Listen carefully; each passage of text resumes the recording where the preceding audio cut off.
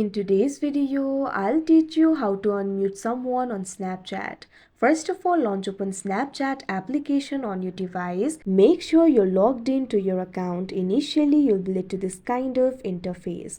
At bottom, you'll be able to find various icons over here. What you have to do is tap on the chat icon that you can see at second. Now you'll be able to see all of your chat list over here. What you have to do is simply tap on the chat of the person that you've muted. Now after you do that, that particular chat will be opened. Now what you have to do is simply tap on their name that you can see at the top.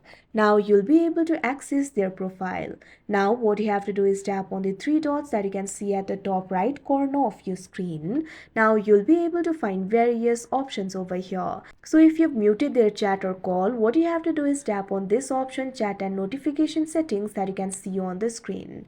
Now after you do that, you'll be able to find various options over here. At last, you'll be able to find this option for notification settings. Tap on it. Now you can see over here I've muted the chat as well as call.